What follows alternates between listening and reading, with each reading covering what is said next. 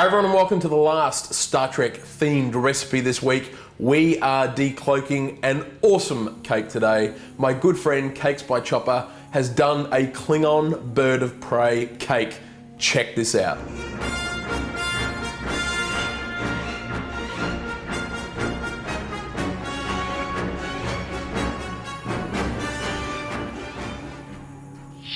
You're going to start by separating your first layer of cake and then filling that with the buttercream. Not too much because you don't want to have it seeping out the side because there will be a fair bit of weight on this cake.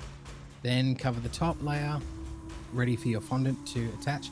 This is more so just to help the fondant glue and stick to the top. Then trim off all the excess. Put that aside because you can keep that for later on. Now I've used an airbrush to color this. You can do it with colored fondant if you like. It's totally up to you. I did a light blue coat underneath and then a black coat over the top. This helped create like a galaxy sort of effect. And then I used some buttercream whitener, which you can get from your cake supply store, mixed with a little bit of water, and then I flick it over the top to create these stars. Do 2 layers of the stars and that'll help make it look like it's got a lot more depth to it. Now you're going to place your printout of the ship on top of your second cake and cut it out, making sure the knife is vertical the entire time, because we're going to go in and shape it a little bit more later. But once you've removed all the offcuts, this helps stop breaking the sides and make it a nice cleaner cut. I separated the nose because I wanted to be able to move this around. This is the tapering I was telling you about. You're going to taper from the top down so the bottom will be thinner, and then cover it with the buttercream. The nose, you can see I cut in half and used it for the bottom. This helps make the nose sit lower than the wings itself. Once you've got that dirty iced, lay your fondant over the top. Be sure to push the fondant in underneath the wings where you've tapered it, because you want it to really stick to it, and it'll help keep this firm for when you transfer it onto the cake. Just remove all your excess fondant. Being sure not to drag the knife too much. You sort of want to cut into it and not drag it because it'll just pull away from your cake. Now to create another top layer on top of your ship, you're going to cut out the template and cut off these vents. I'm not sure what to call them, but these shapes on top, and then you're going to give them a little bit of definition for themselves and scrape some lines in, just like you see on the picture itself or on the ship. And then once you're done, coat them with some water on the back, just a little smearing, and then apply it to the ship. Clean up as you go, making sure you've got nice straight lines, and any of the lines that you've pushed out of whack, and just run the knife along and help them fix themselves up a bit. You can see here, I'm just trimming it off till I'm happy with the size. The amount of detail you put into these is up to you. You can get away with minimal because it's such a small ship. Using the back of the sharp knife, you can continue to do the detail along the wing. I paid close attention to the printout, following the lines and making it look as close as I could without doing every single piece, because I was just going for something that's a likeness to. And then following the lines along the neck, around the front of the head.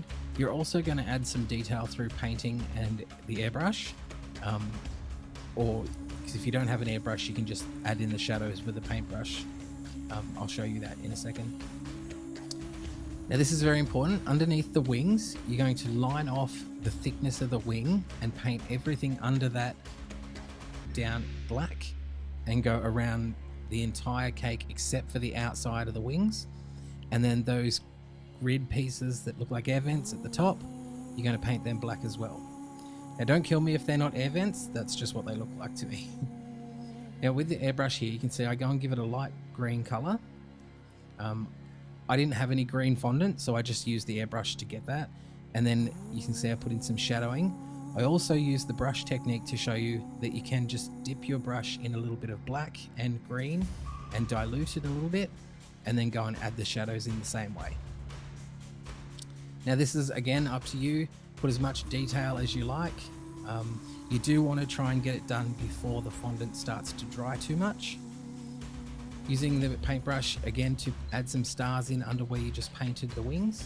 because you want that to blend together so it looks like the ship is floating up. Now for the guns, I found it easier to do them separately, shape them out, give them a little bit of contour and detail around the side, and then you're going to place a toothpick inside them and coat them in the green. Stick them in the freezer. Once that they're hardened, you can apply them to the cake. Also moisten them because you're going to attach them, you don't want them to fall off. You see, just stick it to the side, and if you have any mistakes, just put it back together as quick as you can. You can rub it over with the brush and that'll help smooth it.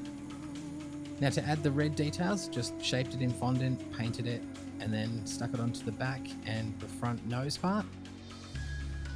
You can see, just put it on and paint around. Now this is all part of the detailing. It's up to you how far you want to go with this. Once you're happy with the cake's final look, just border it off with some marbled fondant, and there you go. You have your bird of prey Klingon ship from Star Trek. Thanks for watching. So that wraps up a pretty fun week on Nicko's Kitchen. I hope you enjoyed the Star Trek themed recipes. Make sure you check out the new movie Star Trek Into Darkness as well, premiering around the world this month. I'll see you this coming Monday for another Budget Meals recipes, and just like I beamed in this week, it's time I beam on out. Live long and prosper.